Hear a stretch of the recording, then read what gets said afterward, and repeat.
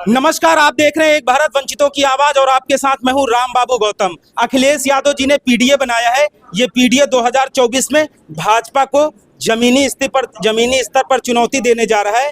PDA मतलब पिछड़ा दलित और अल्पसंख्यक। यहाँ पर SC/ST प्रकोष्ठ की आज बैठक हुई है। SC/ST प्रकोष्ठ में कई सारे नए पदाधिकारी शामिल हुए हैं।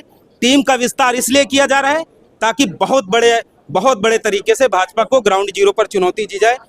जो SC/ST प्रकोष्ठ के प्रदेश अध्यक्ष हैं चंद्रशेखर चौधरी जी, मैं उनसे बात करूंगा। सर, नई टीम में कितने लोगों को शामिल किया गया है? देखिए, हम लोग की पहले से 51 लोग की प्रदेश की कमेटी थी, उसमें 20 लोग हम लोग नए लोग जोड़ करके जो प्रदेश के अच्छे लोग थे उनको रखा गया है।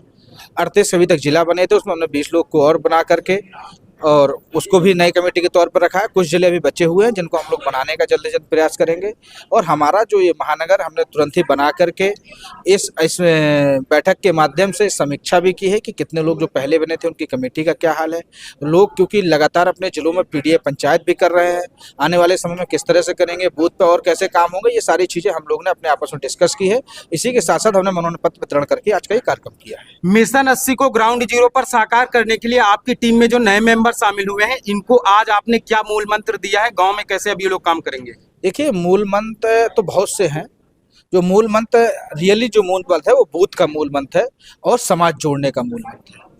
देखिए, जो सत्ता पर बैठे लोग हैं, ये जो आस्था का जहर ये लोग समाज में बांट रहे हैं, तो हम लोग यहाँ पर शिक्षा के साथ लोगों को भेजा है कि आप लोगों को जाकर के बताएंगे कि आपका अधिकार, आपका आरक्षण, आपकी शिक्षा, आपका संविधान, आपकी बहन बेटियों का सम्मान, आने वाली पीढ़ियों का भविष्य और रोजगार के साथ साथ महंगाई से लेकर के जो तमाम मुद्दे हैं, इन सब को लेकर के जब ये लोग अपने वर्ग में जाकर के बताएंगे तो वो वर्ग उस वर्ग को बताएंगे जिस वर्ग के साथ जातीय तौर पर अत्याचार होता है, तो वो वर्ग भारतीय जनता पार्टी के खिलाफ जाकर के समाजवादी पार्टी के साथ खड़ा होकर के आदरणीय 2024 में भारतीय जनता पार्टी को हराएगा और आने वाले समय में भारतीय जनता पार्टी को इस देश से ही गायब करने का काम करेगा। मान्यवर कांशीराम साहब कहा करते थे कि सत्ता जो है वो मास्टर चाबी है जिसके माध्यम से सारी समस्याओं के ताले खोले जा सकते हैं।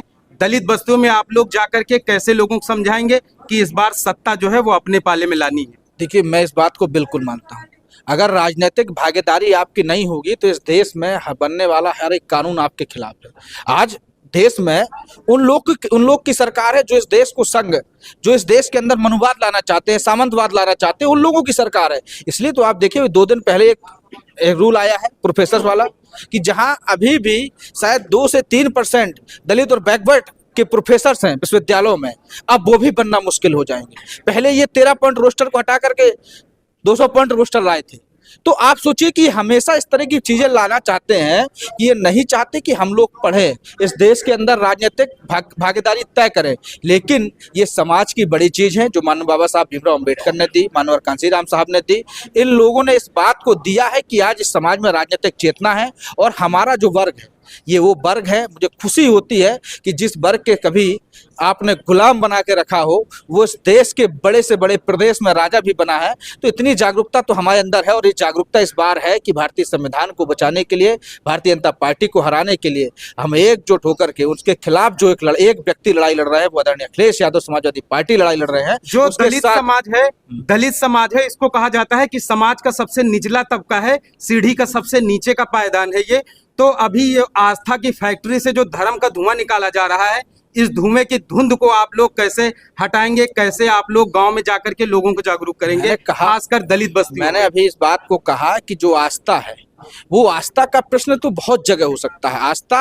आस्था जो शब्द है, मेरी माँ के प्रति आस्था, मेरी पिता के प्रति आस्था, किसी की कहीं भी आस्था हो सकती है। लेकिन अच्छी बात है, आस्था होना अच्छी बात है। लेकिन आस्था के साथ साथ मैं ये पूछता हूँ कि एक राजनीतिक दल की भी आस्था होनी चाहिए जनता के प्रति। लेकिन इस देश में जो दल बैठा है उसकी आस्था ये है कि यहाँ जाति देख करके घोड़ी पे न बैठने दिया जाए। उस दल की आस्था ये है किसी हाथरस में एक वाल्मीकि समाज की बेटी के साथ रेप हुआ और मैं खुद बता रहा हूँ तमाम समाज के लोग गए, मैं खुद गया, वहां हमको पत्थर मारे गए, ये इनकी आस्था है। यहाँ इस देश के अंदर पिछड़ों का आरक्षण खा दिया जाए। अभी वो बेचारे 68,000 वाले जो शिक्षक भर्ती वाले हैं वो रोज बैठ करके उसमें महिलाएं, हमारी बहनें, हमारे भाई रोज लाठियां खा रहे हैं, ये इनकी आस्था है। अरे इनकी आस्था दलित पिछड़ों के साथ इनकी कोई आस्था नहीं, और इस बात को हम लोग जमीन पे ले जा रहे हैं और पूरा दलित पिछड़ा जान रहा है कि जो धर्म का जहर है ये लोग उसको दे करके धर्म के जहर को हमारे हक और अधिकार छीन रहे हैं। इसलिए दलित और पिछड़ा वर्ग समझदार है और वो भारतीय जनता पार्टी को सबक सिखाने का काम। दलित और पिछड़ा वर्ग बहुत समझदार है। अगर आप आस्था में यकीन रखते हैं तो रावण की सभा में जिस तरीके से अंगद ने अपने पैर जो है वो जमा दिए थे, उसी तरीके से इस बार पीडीए ने भी ग्राउंड जीरो पर अपने पैर एकदम मजबूती से चट्टान की तरीके से जमा दिए हैं। उसको कोई हिलाने वाला नहीं है। मैं एक बार अपने कैमरामैन से कहूंगा कि सबकी तस्वीरें दिखा दी जाए। इस प्रकोष्ठ में कई सारे पदाधिकारी शामिल हुए हैं। अब यही पदाधिकारी उत्तर प्रदेश में सभी 80 सीटों पर जाकर के ग्राउंड जीरो पर काम करेंगे और मिशन 80 के सपने को साकार करेंगे। इंडिया गठबंधन इस बार उत्तर प्रदेश से, दिल्ली से बहुत दमदारी में मौजूदगी दर्ज कराने जा रहा है। मित्रों, आपसे गुजारिश है कि आप एक भारत चैनल को शेयर और सब्सक्राइब जरूर करते रहें, जिससे कि वंचितों, शोषितों और पीड़ितों की आवाज को सत्ता तक पहुंचाया जा सके। धन्यवाद।